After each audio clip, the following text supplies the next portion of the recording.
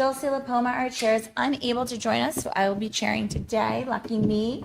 We also have Michael Flynn, Laura, where am I blanking? Her name's Taylor. Taylor, thank you very much. Ooh, I haven't chaired in a while. Our executive assistant extraordinaire, Jody Condit, and our student rep, Flo Dappas. And then behind the scenes, we've got Matt Stone. We can rise for the Pledge of Allegiance. And girls, can you kick us off on the pledge? You just start, and then we'll follow. I pledge allegiance to the flag of the United States of America and to the republic for which it stands, one nation, under God, indivisible, with liberty and justice for all. Great. All right. So we have one set of regular board meeting minutes to approve tonight from May 6th, 2025. Is there a motion to approve those? Yes. Second. Great. Any discussion? All in favor? Aye. Any opposed? Motion carries. All right. So we are at the first public comment portion of today. We have two public comments, one in the beginning, one at the end. We ask that people keep public comments to 3 minutes, and you say your name and your address for the record. So if anyone has any public comment, you're welcome to come up. Otherwise, you can talk at the end. No. All right. We're going to move on to student comments. Flo. Okay, at school, I mean, it's pretty close to the end of the year, so people are excited about that, especially seniors, because we only have like 2 weeks left or something of actual school, so that's fun. We finished all of the AP tests. They were doing SAS testing today. Prom was a week or two ago, and Celebration of the Arts is tomorrow at the Celeste Center or at the auditorium at the high school if it gets rained out. And we're meeting for Student Advisory Council on Thursday, so I'll let you know how that goes. What else? The senior trip was yesterday, super fun. Being a senior is great because you just get to like do so many fun things randomly.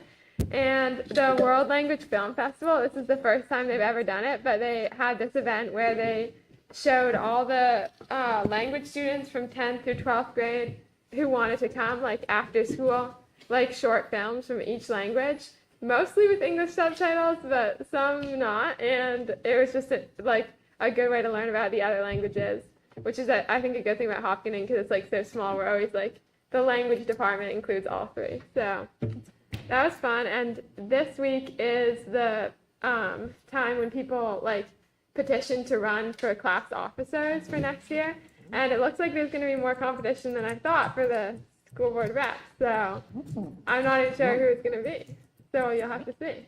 But We have more than 2 people? Yeah, I'm pretty sure. Woo. 3 or 4, so very good. Yeah, You get to endorse somebody, Flo? I want to, but I'm not sure who because they're all so great. Good answer.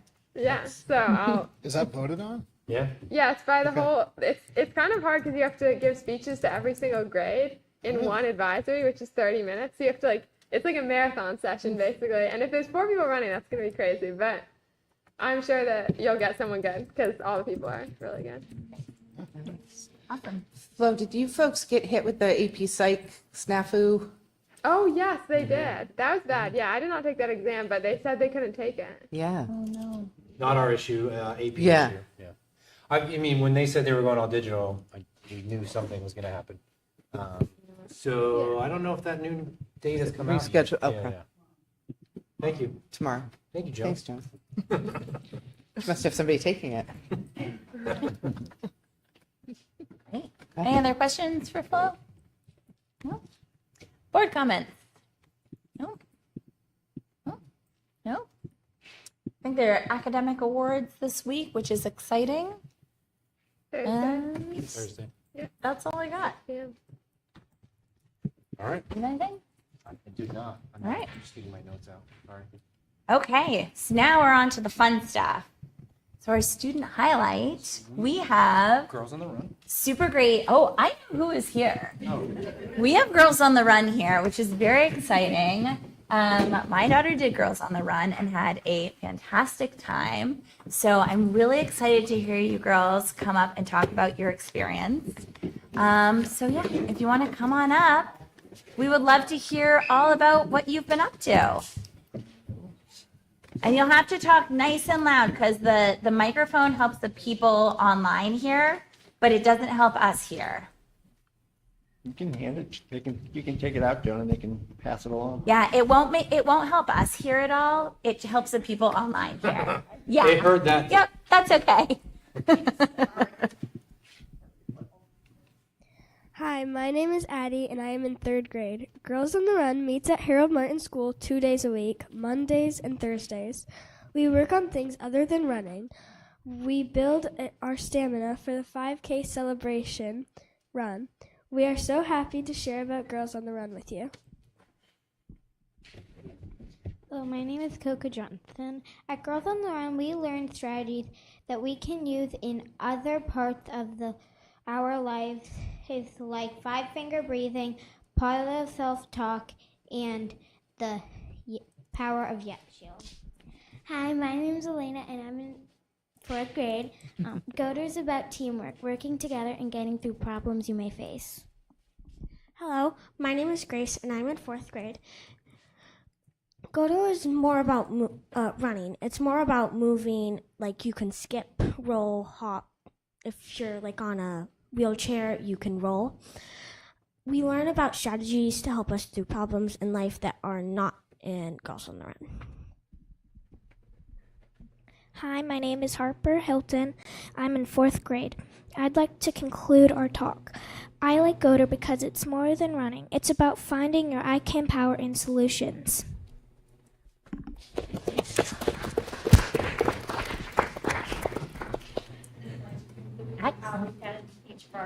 Yes.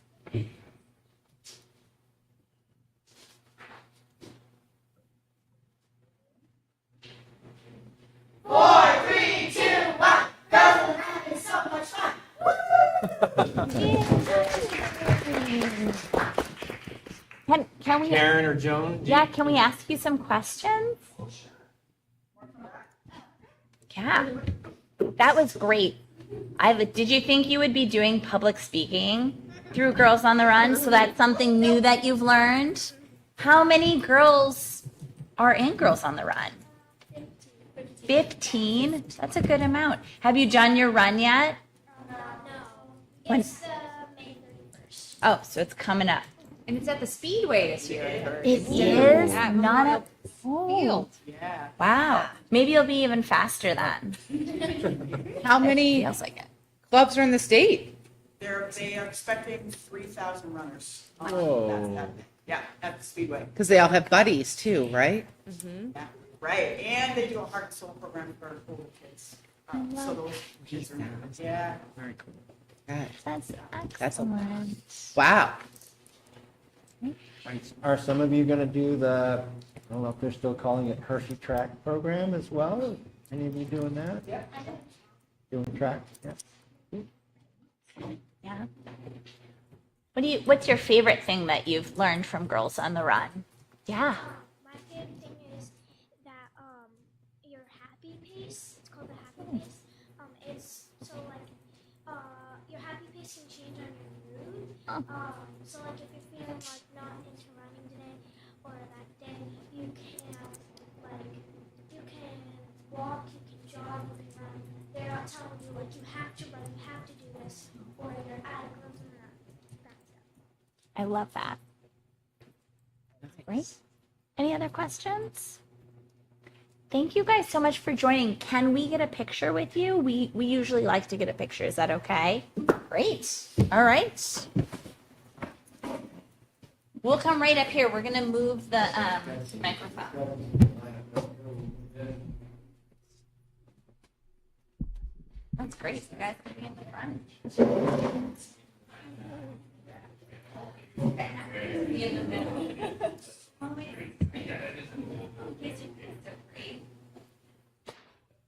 Ready? 3, 2, 1. 3, 2, 1. Such a fun time. You're fun. Yeah. I hope your happy days is super happy that day. Such a great one. No, around like the, probably the. Karen. It's the second girl that spoke at second grade. I think it was the dark hair. Otherwise known as Demigod. She's in third or fourth. Oh, shoot. The little one right here? Coco. Thank you for coming. She's at second Have a grade. good night. Good luck with your event. Have fun. Okay, and then who was the last girl? Bye. That's Harper. Okay. Papa. Love that. And what grade was she? Right. Okay. This is Thanks, so man. cute. Good to see you. Thanks. Good seeing you. Thanks for Good coming. luck on your site tomorrow. Yes. Oh, yeah. Good luck. All right. Well, that was fun. That's why we're here. Okay. On to other fun stuff. Speaking Fun of fun balance. stuff, fun balance. So we are at that time of year where in your board packet is basically a synopsis of options to discuss. You're not going to vote on anything tonight. Estimates that are coming in are around $150,000 to $200,000 in fund balance, which is really phenomenal to where we've been. Now I take that back. Let me preface: $150,000 to $200,000 would be after maxing the contingency fund, as we typically have done. The finance committee met on Monday with the priority of the recommendation to be to max contingency, and then whatever's left over, make decisions on the list. I'll discuss it in a minute. But so that estimate's between 150 and 2. Our discussion of finance I enjoyed throughout the budgeting process. Remember, we targeted CIP to be around 425, and then we settled on 350. So in the yellow there are CIP items that kind of fit in that $75,000 gap from what we requested to what we received. It would be an opportunity to attack an item on the CIP that wasn't going to be able to, so to speak. So interestingly, you don't think, but this is what always gets cut first, is stair tread. So our stair tread is probably original. But then when I tell you that it's $35,000 to replace stair tread, as you can see why it normally gets kicked down. The hot water tank at Harold Martin is projected on the CIP to be end of life within the next couple of years. And then the last AC unit at HMHS, which is the R22, still exists. So that was an estimate of $80,000. And then we are still working on confirming some of the kitchen equipment, but that can be ranging around $30,000. These are all ballpark figures. Between now and next week, Jim has been working on quotes. Not next week, my goodness. Next meeting. We'll have some solid numbers so that the board can discuss and finalize. The next set in white, I'll say, are a couple things that are just been a little bit personal to me and Jim over the last 4 years. Hopkinton has not got back to us, but we're trying to quote out what it would take to actually have grass at Harold Martin instead of a mud pit, that I like to say. So that would include loam, water for irrigation, and actually growing grass in that area. That would be the goal there. That like top part. Yep. The next part is outside of the music room at the middle high school. There's a sitting area. Used to be enormous trees until they fell on our school, if you remember that. We removed those trees, but that area we'd really like to rejuvenate, bring it back to life as an area for students. So that falls in that landscaping area of 10,000. Can I ask a question about that while Yeah. we're there?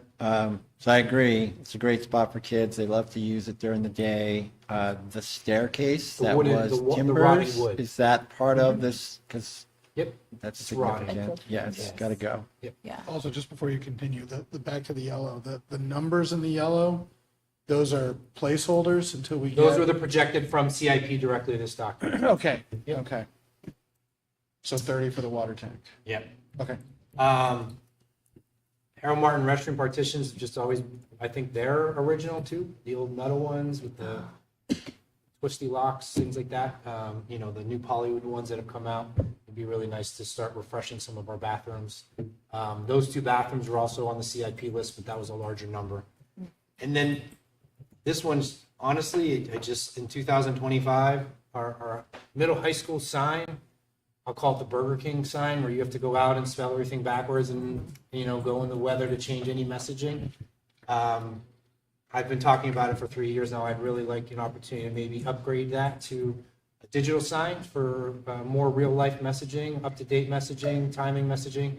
I mean, I was sharing with finance on Monday, the one at Wyndham. Every day I drive by, I read it, what's going on, sometimes it's not just high school stuff, it's town stuff. It's a shared resource. So we'll have better numbers with that. And then the last one in green, I know Rob has brought it up at the last board meeting, and he's actually going to bring it up on the agenda at the next board meeting.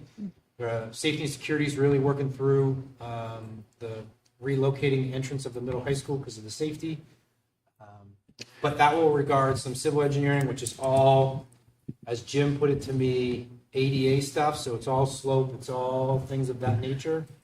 And then there's going to be a different awning, and then management of what goes on the inside. So that 50 is probably on the little of the high side, but we thought it'd be more comfortable. Rob, you can take over from there. Yeah, so a little bit of a committee update at the same time. So it's the end of safety and security. There's a unanimous vote to move the recommendation to move ahead with the redesign of the entry at the middle high school to the board for discussion at our meeting, which will be June 9th. So I know the public necessarily hasn't seen the change in floor plan and what the reentry will look like, so we'll share that.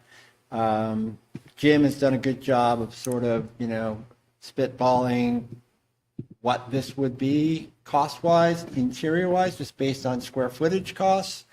But the exterior, we really need some civil engineering to get a better sense of that. And essentially it would mean reworking an entrance with staircase and also wheelchair ramps, some ballards, putting some parking as you come in. You'd be so I'm in the bus lane now, some parking to the right, and what that would take to do all of that. And again, our rough estimate based on square foot price is, under $1 million, more in the $700,000-800,000.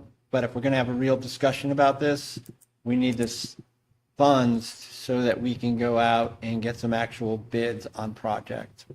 I'm really excited about the possibility. I'm just going to stay in this lane for a minute. So we worked through those floor plans a number of times in a small group, and then asked Chris Kelly to bring it to his admin council, the department heads, and they got really positive feedback there. And then I asked him to bring it to the whole faculty, which he did at their last faculty meeting. Again, the feedback is very, very positive. So I think this is something that we've all been talking about in some way, shape, or form, really since 1999, the year after the building opened.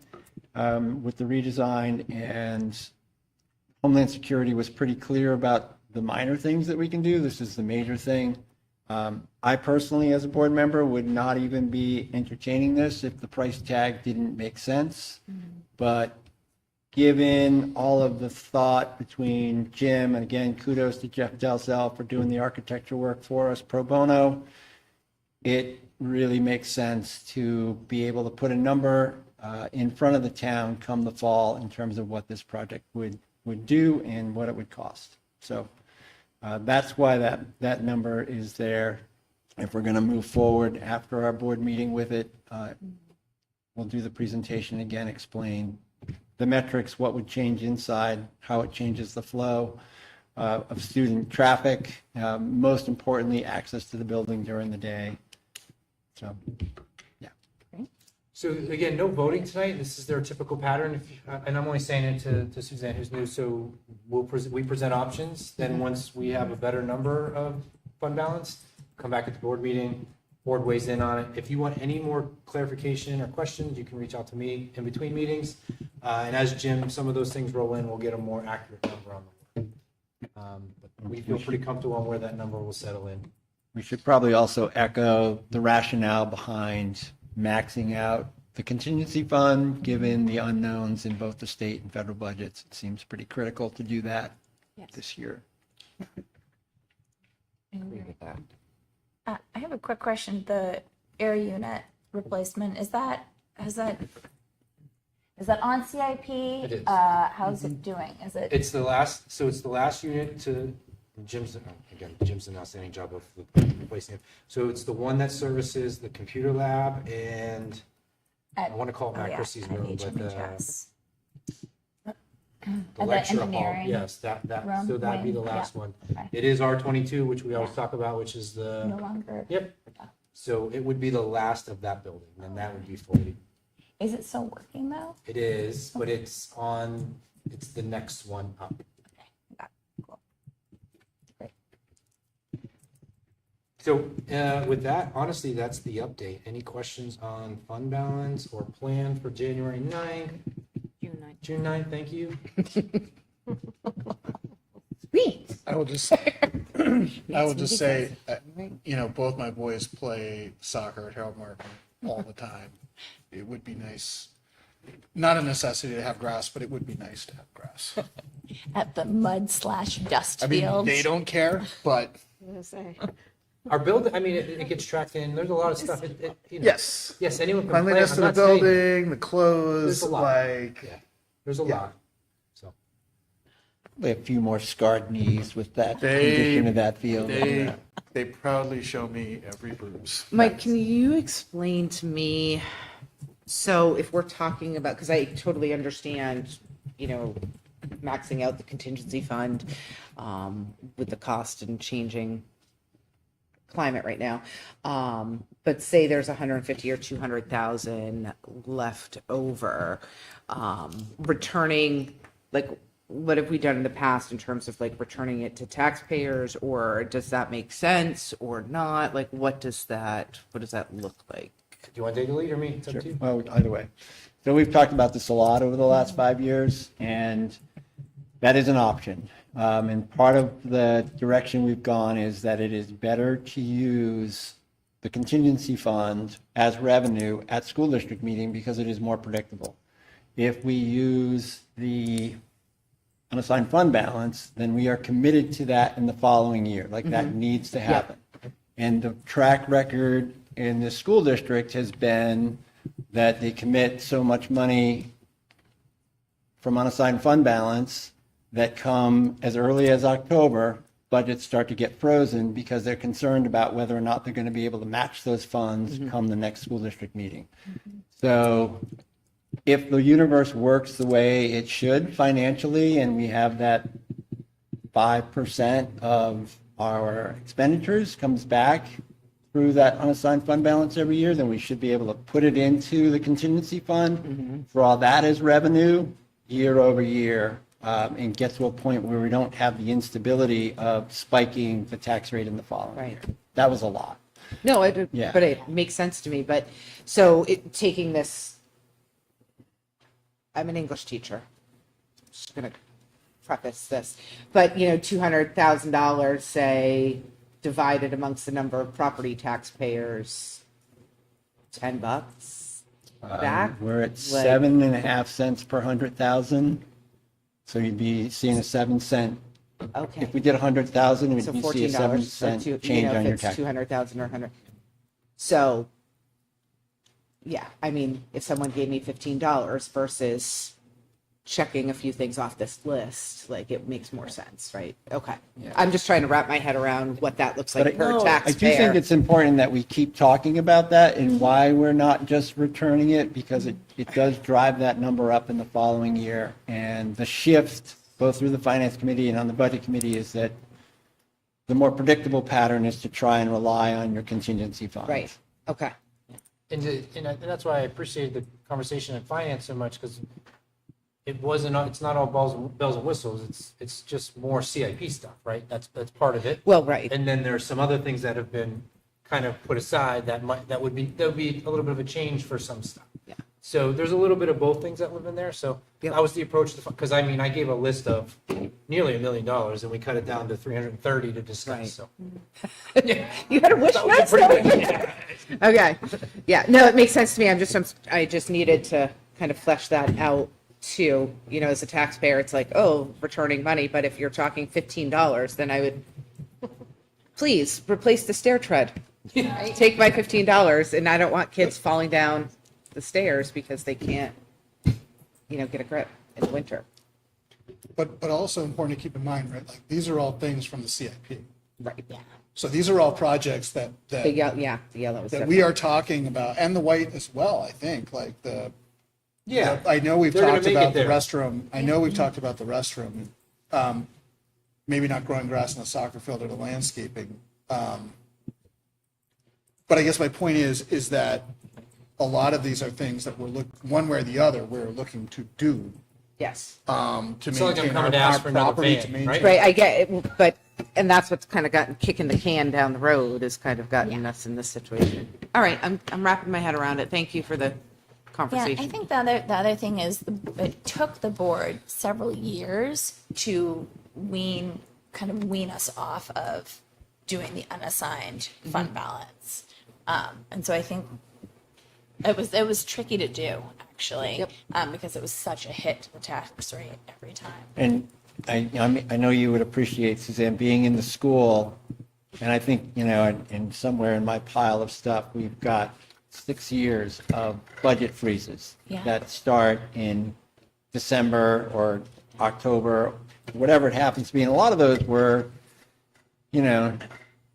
because of circumstances the school couldn't avoid, special ed costs. But the other reality was if we weren't on the hook for that revenue from the unassigned fund balance, it would maybe not have provoked that kind of response. Right. And maybe my focus is more on the expense side, but also we haven't like sort of fully funded CIP yet. Right. We haven't had a year yet where we fully funded CIP. So if we can knock some things off that list, I think it's a way to catch up a little bit. And we don't want to be, the whole purpose here, in my opinion, is we don't want to be in a situation where the hot water tank, where it fails in Harold Martin, and then we're right where we are in the high school now, where we're replacing things because we have to, as opposed to And we can't be proactively. as choosy about So there's kids some, or, so there's a little bit Yep. more like sort of predictability to the whole thing if we can stay ahead of it, like the air replacement units. Yep. Yeah, being proactive rather than reactive, right? Right. That's the goal. Thank you. So I think for the taxpayers, that's actually a good thing. So that's a synopsis of where we are. Anything to add, Ms. Taylor? No? So we will bring it up. It'll be on the agenda in, I keep saying 2 weeks, but it's a little bit more than that, right? 3 weeks, I think, June 9th. Yeah, June 9th. So- Just say June 9th. Yeah, June 9th. Great. Not January. Nope, not June 9th. The next item is final read for non-union Teamsters staffing. Yes. There's been no changes from the last meeting. Great. So those look the same as they did on, May 6th. This is That our one will be a final motion, read, yeah. right? Yes, this is our final read. So it's time to nominate those as presented. Great. If you could make 3 separate motions as they are 3 separate spreadsheets. I would appreciate it. So I would move that we accept the administrative roster as presented. Does that work? Is there a second? Second. Perfect. Any discussion? All in favor? Aye. Aye. Aye. Any opposed? Motion carries. All right, and then I would move that we accept the non-union roster of employees as accepted, As presented. As presented? As presented. as presented. Thank you. Second. Great. Any discussion? All in favor? Aye. Any opposed? Motion carries. You're on a roll, Rob. And I will make a motion that we accept the Teamsters staffing roster as presented. Great. 3 meetings in a row, you know what I'm saying? Second. Excellent. Any discussion? All in favor? Aye. Any opposed? Great. Well, thank you to all of our returning staff. These are super important positions. They are positions our schools could not run without. So I'm glad to have. That's perfect. Great. All right. Let's talk about policy. Who doesn't want to talk about policy? Well, probably some people. But we're going to talk about it. So we have 3 final reads tonight and 3 first reads because we had our first policy meeting with Suzanne. And so we are just continuing on. We're just not going to stop. And figured we would just keep going. So we have policy DAF, which is the administration of federal grants. This is reaffirmed annually. There have been no changes. This is the final read. We have policy DID, which is investments. This is also reviewed and reaffirmed annually.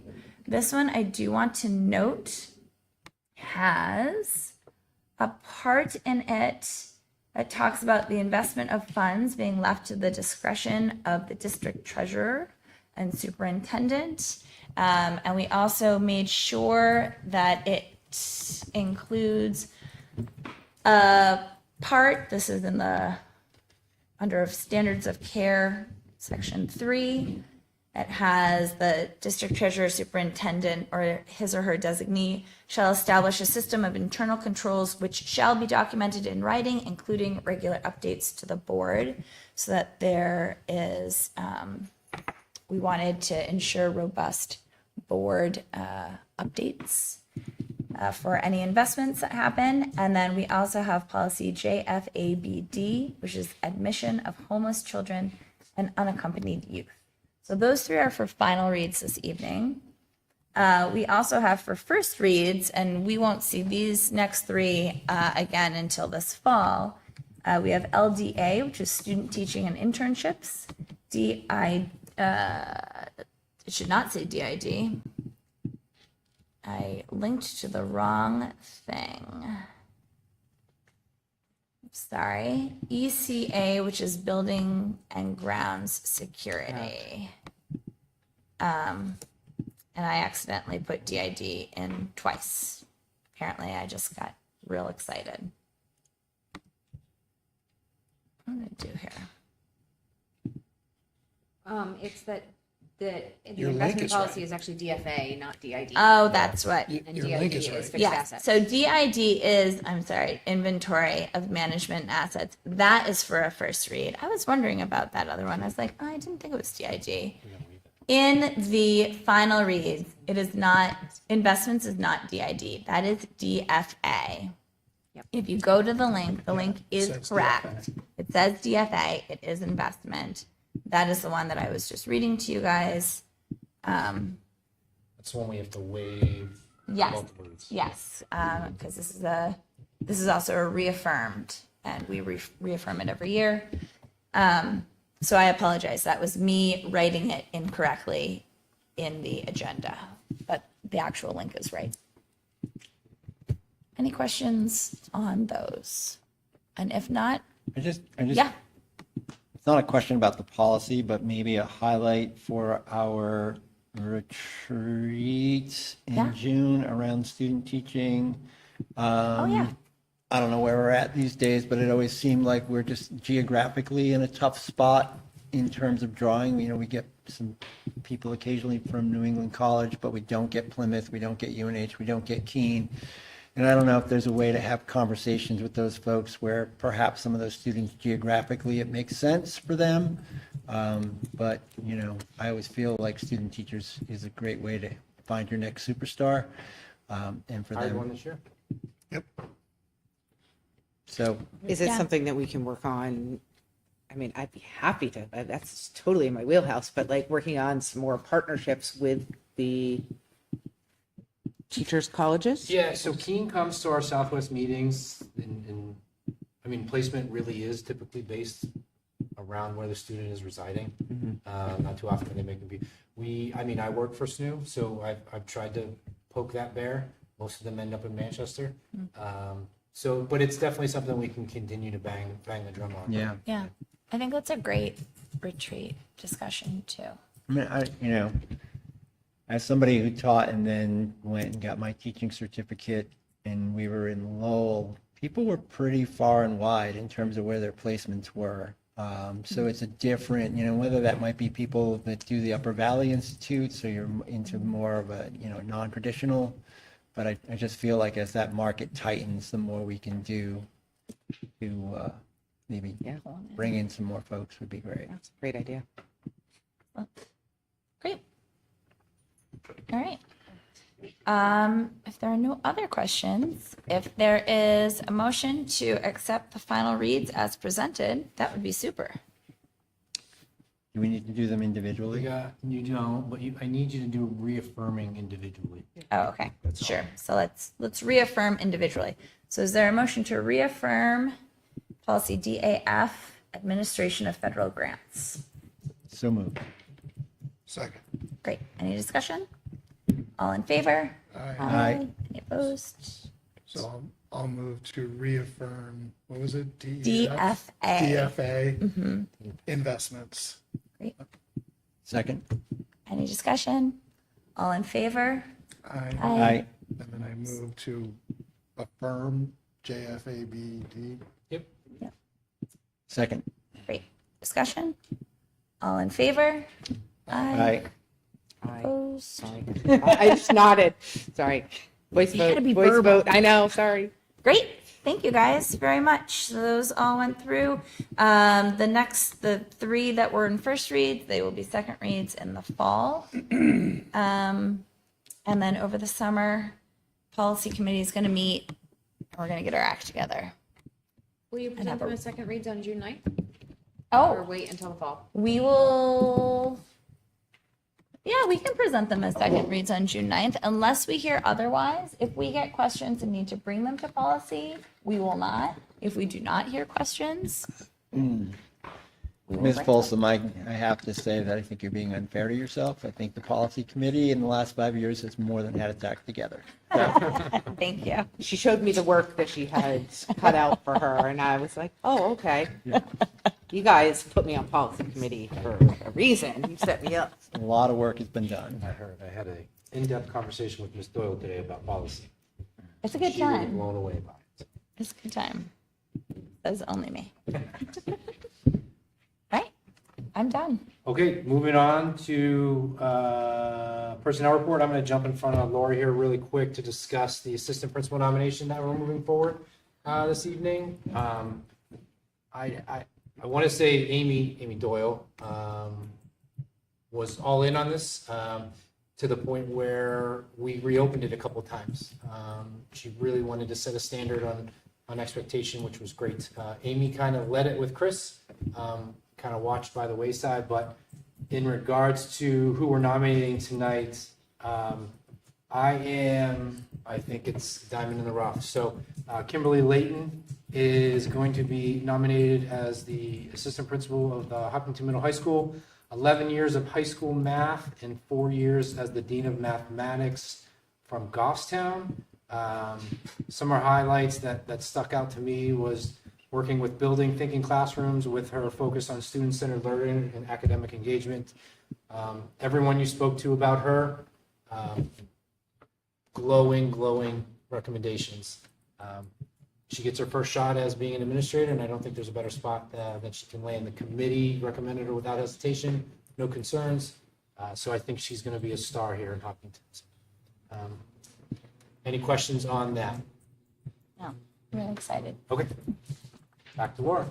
Great. Our new hire sheet is full tonight. We have been busy. Awesome. Great. So we'll start with the rest of our new hires that we're bringing forward tonight. Sarah Barnwall is going to be an 8th grade special education teacher, replacing Kim Meyer. We have Chrissy Lightsey, who has been with the district this year. She's been as a long-term sub at Harold Martin. She's been a substitute teacher at Harold Martin. She is being nominated to come on as a 0.6 IA to cover kindergarten through the end of the year, and then she will be a teacher for us next year. So this really carries her in a very short term to get her contract through June 13th. And then I am very excited to tell you that we have found replacements for Karen and Lori, who collectively have almost 50 years of experience in the business office. So this was a hard ask. We did a lot of interviews, but we are thrilled with who we got. So Connie Sampson is currently the HR assistant at the Winnisquam Regional School District, and she will be coming aboard with us. and Sandy Babson, who is a long-term member of the town, used to be the deputy town clerk, will be coming on as the accounting clerk. It's awesome. So we are thrilled for them. Any questions on new hires? No, I just miss emailing with Karen. Sandy will be great. Sandy will be I great. will send Sandy cute messages. And we'll have Panda Doc, so But it won't be the same. it won't be the same. You won't have to get any more emails from me. Please sign. Then next on our list here is the extended school year positions. So for ESY, I gave them their own category. And as we come to the June 9th meeting as well, you'll see some nominations there. But our 3 lead teachers are Kristen Jakes, Joan Follansby, and Raven Edgars. Excuse me, Raven. They are getting 25 hours to plan their programs. And if you remember, the Harold Martin and Maple Street programs are running in the same building this year, which we think is going to be a really good thing. Are they running here? They're running at Harold Martin. There will be no hot water here. Right. I know you're new to the CIP, but keep it.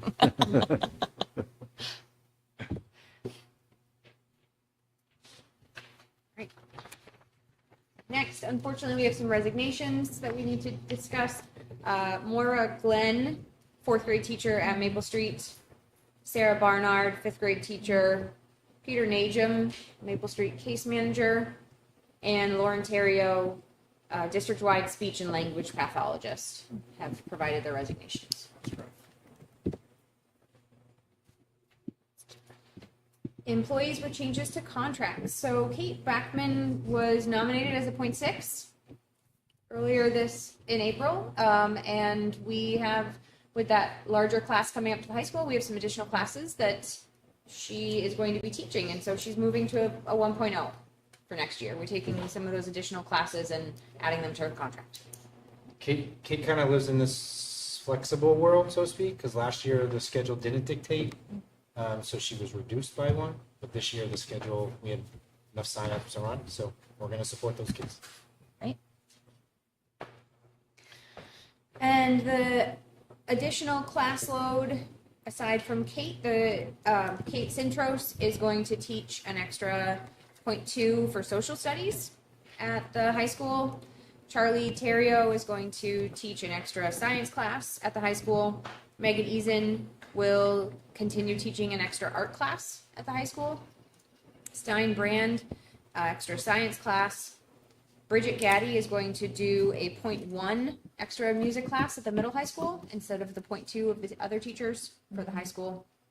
Ben Levergood will be doing middle school jazz instructor. And Steve Sherman does an extra class of physical education at Harold Martin. That is our personnel report. It's a lot. It's awesome. Do they need to vote on the bid here in public?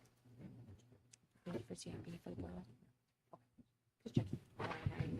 Okay, donations. We have 3 donations for tonight to discuss. The first is, if you remember, when Ms. Brown came for her principal update, we talked about the Jump for Heart Challenge. And they have given Harold Martin $500 as a thank you for participating in the program. Oh, it's nice of them. And it comes in the form of a gift card to a PE company, essentially phys ed company, so we can buy supplies in order to assist our PE classes. Oh, that's very exciting there. $500 from Health Trust for the middle high school wellness program. We saw a couple of other checks for the other schools. This is the 3rd of 3. And that is for our wellness committee to spend on health initiatives. And then lastly, Hopkinton Public Schools Foundation has approved a new grant for the 7th grade summer transition. So this grant is for $6,453.19 and allows the incoming 7th graders to take an extra half day and do some activities with the counselors, with the teachers, to get to know the faculty a little bit more and other students in order to make this transition easier. I have been working very closely with the Hopkins Schools Foundation. We're very excited. We have a new grant template that we have put together. And so after you approve, I will countersign this. We'll get it back to them. And we have a new grant administration protocol that we're very excited about to streamline these grants. Awesome. Is that summer transition program for all kids, some kids? What's the nature? I'm just curious, Mike. It's all kids. It's all seventh graders, all seventh all incoming seventh graders. What does the money go to? This one will go to, so they're doing a half day at the high school and it goes to breakfast for them. And then they're doing Brown Center activities. So I think they're bringing, I don't know what the Brown Center is. Brown Center's a ropes course at UNH. Okay, so you're sort of paying for the rental of the They're coming to property. stuff and Yeah. then for the food. Okay. Yeah. And then I believe that day they have a speaker as well. And this is in addition to the Salute to seventh grade that we have done for the last few years. This is an additional effort. That's a big transition. So that's really nice that they're able to. We are very lucky to have a public schools foundation. So on that piece, first of all, thank you to the foundation as well. I go through the New Hampshire Superintendent's Association. Each year, you can put forward nominations. It's called Champions for Children. So each region submits an application, so to speak. I recommended the foundation, and it goes up against anyone else in our region that puts forward someone who you think is doing something in support of children and making a difference. So I nominated the foundation, and actually they were the winners for the Southwest region. So tomorrow we're going to the Champions for Children in Concord. So the entire state of New Hampshire, all the regional winners are going. We'll speak about what they do for our students in our district.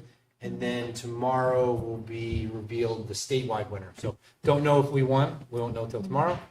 But they won for our region, which I think is outstanding. And then at the next board meeting, I'll be able to tell you if we won for the entire state. So looking forward to that.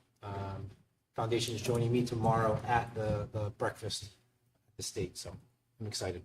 It's great. Thanks for doing that. Yeah. Any questions on donations or hiring? Okay, I'm actually gonna ask you to make a motion to approve the donations and personnel report as presented, and then I want to speak about my next update. So I kind of need it separate, if that makes sense. All right. So looking for a motion to accept. I'm They're not. also April financials. Yeah, I was going to say, do Oh, you want okay. the Yeah. financials Sorry, in there? I apologize. Go ahead. It's okay. The April financial statement is in your folder. What we're finding is that things are looking good, as we talked about. Revenue is coming in still as anticipated, and Medicaid reimbursements are starting to catch up. Oh, good.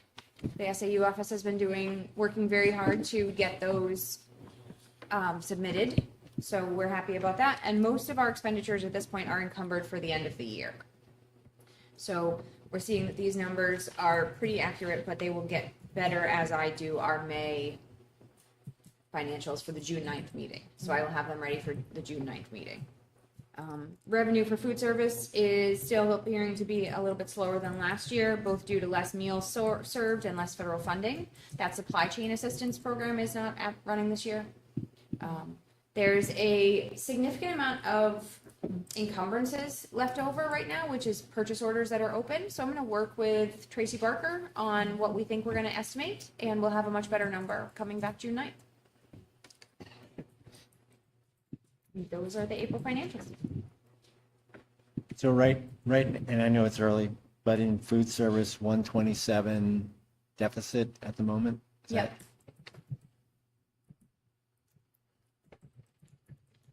I expect to see that drop. Yeah. Do you want to go ahead? Sure. Use your BA language.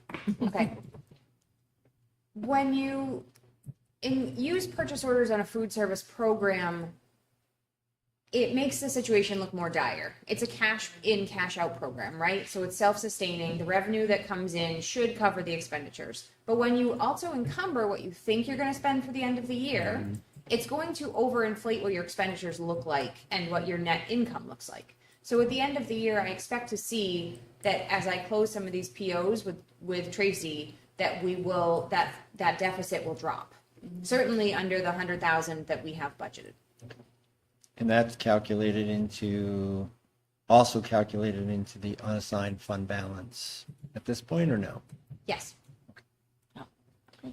So Thank you. can I ask a question, just because I'm not well, first, is this the first year that we've had the kind of deficit with the program? Or has that been, Historically, what I understand is that it has been, It's been paid out of fund balance yep, regularly. Yeah. When I first started here, we started budgeting appropriately for it. okay, So we increased it by 75, another 75, and we're trying to level off to find that delta. Yeah. So that's where we are appropriately budgeting for the deficit. okay. So is that, I mean, so let's say this, obviously there's still going to be a deficit, but just maybe not as dire as Yep. the current financials say. yes. What's the plan?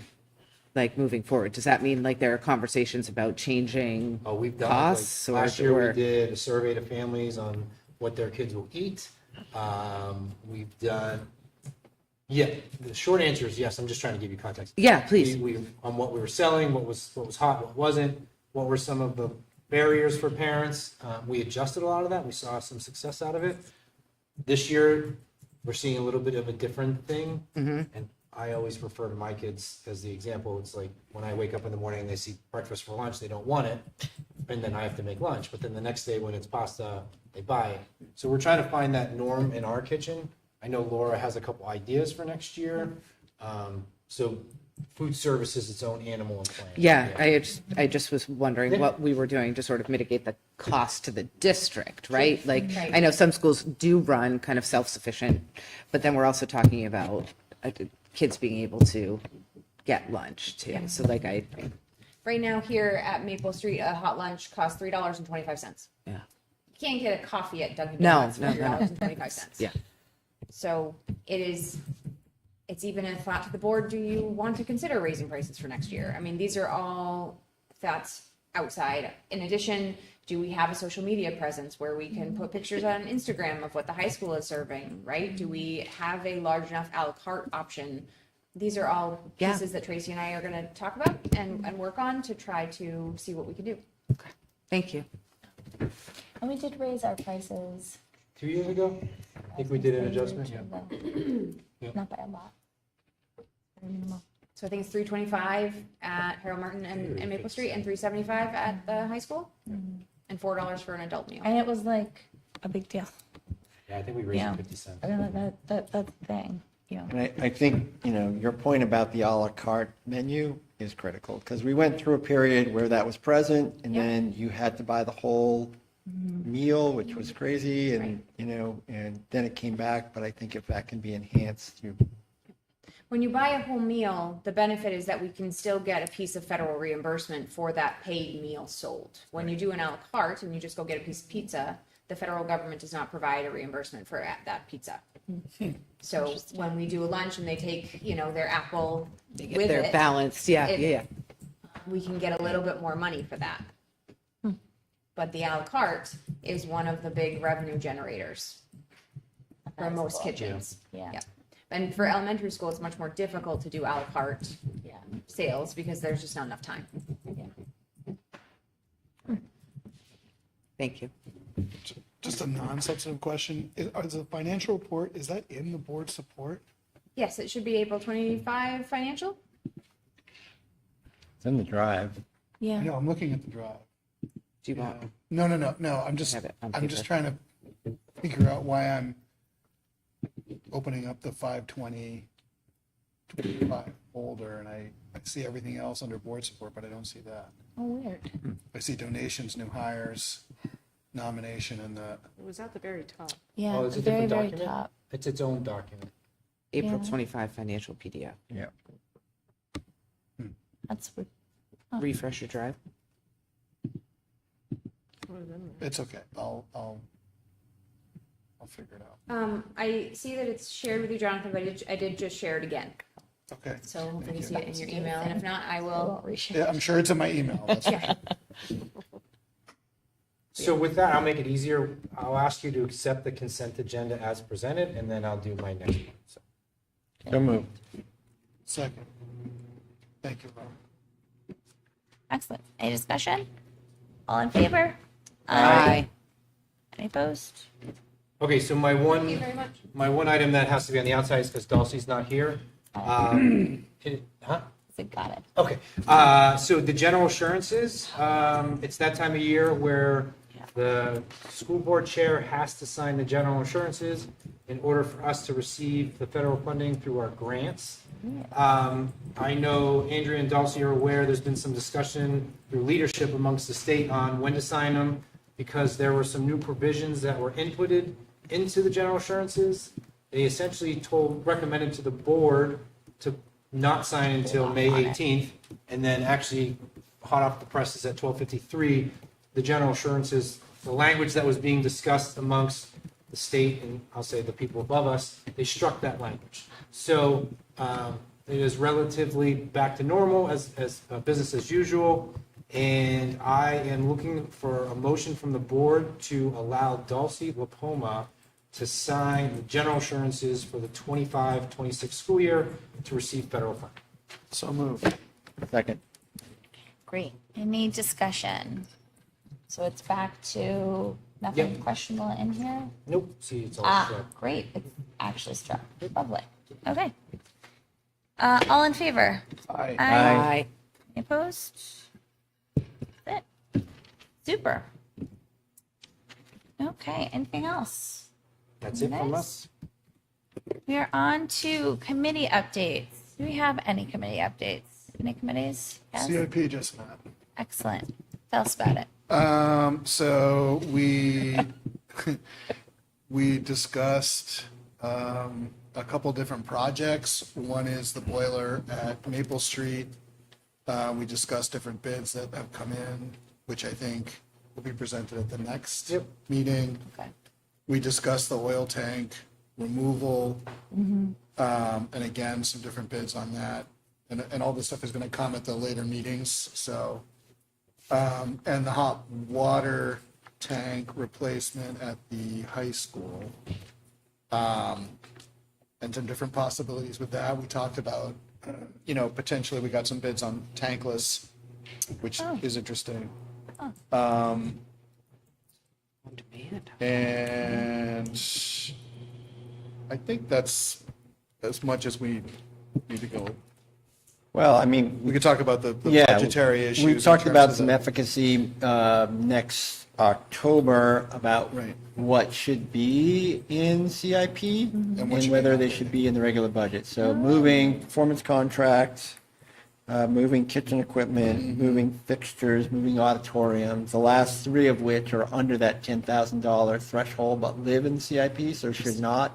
In the Right. performance contract, we've had this conversation as to nobody really knows how it ended up in there, but it's essentially a bonded issue that Yeah. is not a bonded issue that probably should be in the regular budget. So something to think about as Ms. Doyle and Ms. Taylor build the initial presentation for the budget next week. Right. Because we have to pay for it, whether or not we allocate money towards CIP.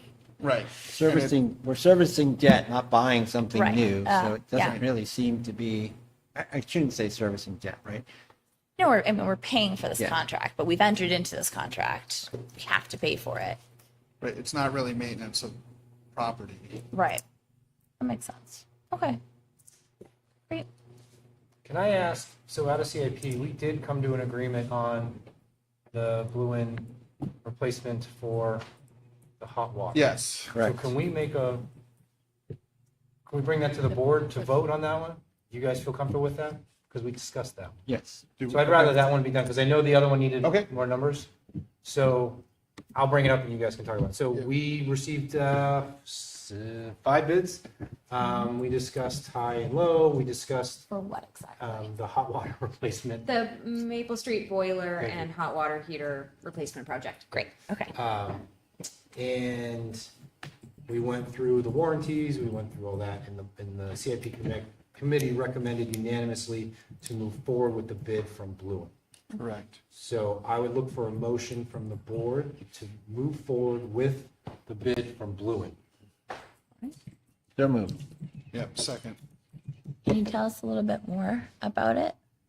Yeah, so it would be to do the boiler and an expansion tank. Is this the water, This is the boiler, so this is Okay. providing, This is not the, This is our secondary source of heat. not, oh, That heat, yes, boiler. melds You with said the- boiler the twice, and pellet. I was still thinking hot water heater. Yeah, I Right. know. No, Thank because you. we looked at hot We water were as messing with well. ourselves That's during the a meeting. separate. Yeah. Where we also kind of like doing. It has a hot water heating component. Thank you, okay. Right. But I was still stuck on hot water heater. And Was this like the for- highest bid, the lowest bid, the Neither. So mid bid? yeah. So, Why you went? yeah. So Jim had presented 5 bids. We sort of threw out the high and the low, and the other ones were all very similar, like very close to each other. Bluin, some of the things that we liked about Bluin is that we've worked with them before. They've done good work for us. Okay. That they had also quoted replacing the expansion tank, which also has a life that is coming to, close to an end. So it makes sense if we're doing the one to do that as well. And the Bluin, so the Bluin was talking about doing I think that's, did we decide, is that the Renai? No, the No, blue the one is Renai, a that's the- PVI that's water the other heater. That's the project. PVI. Right, It's a- that has okay. a 10-year The warranty. lock-ins bar. Right, so point being that the unit would have a 10-year warranty, whereas the second best that we liked had a 3-year warranty on theirs, and that was for rolling. Wow. So for all those reasons, we kind of gave the edge to Bluin when we talked it out. Great. In the bids, there were 3 bids that were within $2,000 Yeah. of each other. And Yeah. it came down to equipment and, it's, Jonathan said, the work that they've already done. The other bid that we considered were folks who also work, the pellet folks. Yeah, they did the pellet. But they did not have an expansion component to their bid, so. I apologize that, we left the meeting to come here, so in regards, so. Oh, it's and it's hot off off wire, the and the reason press. why. That's why we appeared at the same time. I see. I did Walking out of not. the conference room. And Excellent. and the reason why is that breakdown or that bid, we all came to an agreement where the other articles, we need more information. So I'd rather move forward with that because of what's going on in the climate. We want to make sure we lock in prices. Sure. And we want to certainly get it done this summer, so we'd like to get rolling on that as soon as possible. Great. Well, I appreciate the information and the due diligence and the number of quotes and the thoroughness. Any further discussion? Other I can questions? give you the full minutes too, if you want, in the board support. Oh, great. I think we're good. All right, all in favor? Aye. Any opposed? Motion carries. Thank you guys very much. Thank you. Anything else? Finance, we met this morning, or Monday morning. We kind of just covered it. Yeah, essentially, finance was about the laundry list of things for CIP and the discussion around the contingency fund. That was fine. Wonderful. Okay. I'm assuming budget is not met. We had safety and security today. Oh, great. Yeah, I had a busy afternoon. Yeah, So I'm just 3 hanging things out here. We're on the docket. Carrie Sindoni went over some safety information in regards to off-site evacuations, kind of reinforcing with staff that it's really important that they practice, that there's a mindset and there's a reflex to action, because our brains are wired to do the opposite of what we ought to be doing. Talked about Homeland Security professional development opportunities, both for the leadership team, and there's also another opportunity for staff in general. So Carrie is going to bring that to leadership to see how that can be built into professional development time next year, where and when I think it was given that it's going to occur. And then the last topic was about the school entry information that we've already discussed. I have a question for you. Do you know, does Homeland Security ever offer webinars or anything for parents who are interested or concerned about safety? Good question. I've just had some parents ask me about it. And I've let them know that, I get the Homeland Security emails as well. I'll look into it. But yeah, Yeah. it just might be a nice thing another nice resource to share with parents. because we live in a really different time than. Yeah, maybe even if they have materials on, the importance of evacuation drills and the various drills and how to help your kid deal with that depending upon their age and, Yeah. getting anxious, as they say. Yeah, it's wild that we have to have kids go through active shooter drills. It's horrible. Great. No, Policy, you already gave an update. no policy, no EMC, CNA. no nothing? EMC is moving their next meeting. They're supposed to be on Thursday. I think the next meeting is going to be May 29th. Curriculum. Nope, we're done here. Good. I think that's That's all of everything. them. Yeah. A lot of committees. All right, with that, we are up to our second public comment section of this evening. We ask that you keep your public comments to 3 minutes and state your name and address for the record, please. Hello. Catherine Mitchell, Boundtree Road in Kentucook. I just wanted to, I should preface this by saying I'm a retired educator myself. So I was a reading writing specialist, so my biggest concern is always reading instruction. And I'm very concerned because I really support education and I'm willing to pay for that. But I'm concerned at the divisions in the town and the people that are really struggling with their taxes. And knowing that a big portion of the school budget has the impact on taxes and knowing that staffing is important, I started taking a look at the staffing levels in town. And frankly, I was shocked. I started looking only at Harold Martin, and I saw 3 reading specialists listed. And I called the superintendent's office, spoke to someone there who confirmed that there are 3 full-time reading specialists. Now, a reading specialist wouldn't normally be needed for preschool or for kindergarten, perhaps only in an advisory capacity, but not direct instruction or necessarily programming. So that would be 3 full-time reading specialists for grades 1 through 3. And correct me if I'm wrong on any of this, but I believe that that population is something under 200 students. That's a rather extraordinarily high level of reading specialist time for that number of students in a town with the demographics that we have. So I can imagine that some of this maybe came about because of the pandemic. And that would be understandable, but any of the students that started in grade or who were in grade 1 at the time would have gone through. So I'm wondering if you're looking at staffing levels, because that really is high. I also attended one of the meetings prior to town meeting where a couple of you were at the meeting at the library or maybe elsewhere, and people from the public could go in and ask questions. And I asked about that, and I was told that there is a new reading curriculum. I hope that there's a strong phonics component. But when I look at numbers like that, I think either we are overstaffed, or if that many students need remedial instruction in grades 1 through 3, something is going wrong. And I would start by looking at the curriculum.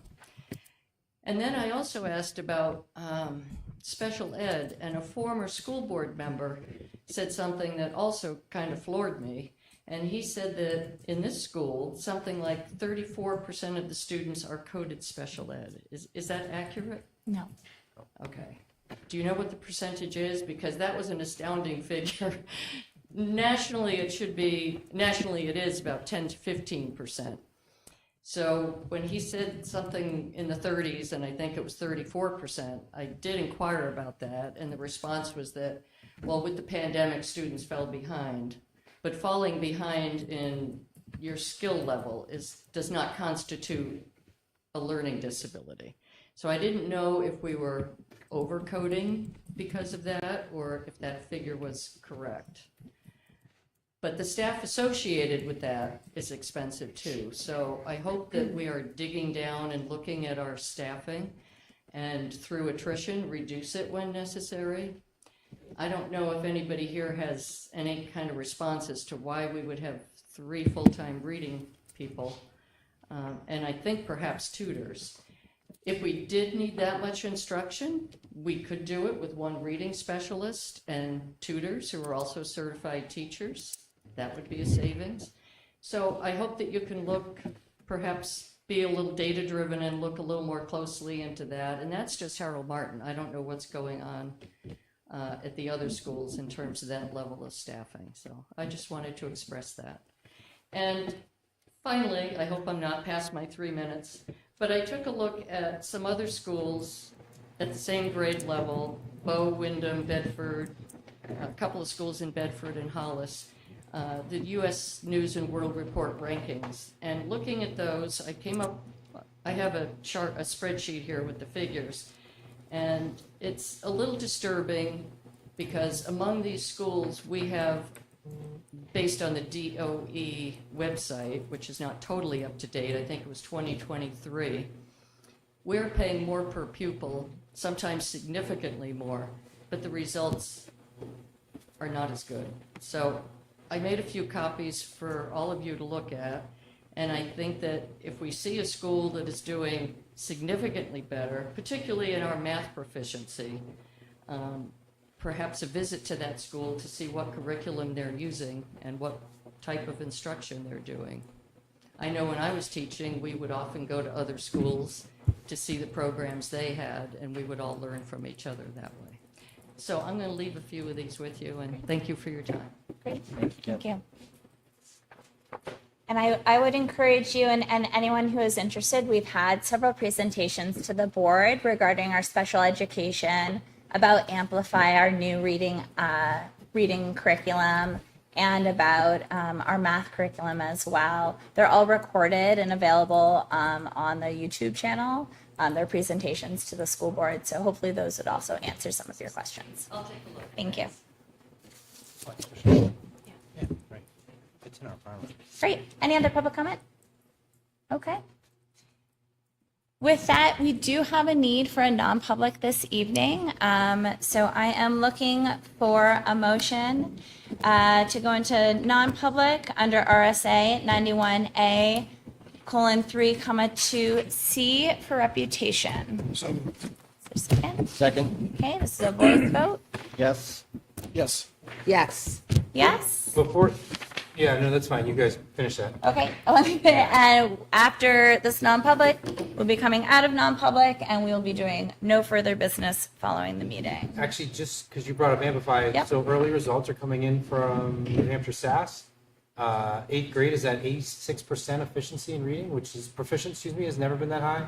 Our science scores increased 11%. And what we're noticing is with the Amplify program, because it's so heavily based in reading, it's really improving our science areas. So those are just some early results that are coming in, but we'll report out more as we move on. Thank you. Sorry about that. Great. Just work on that. It's off the record. Yeah.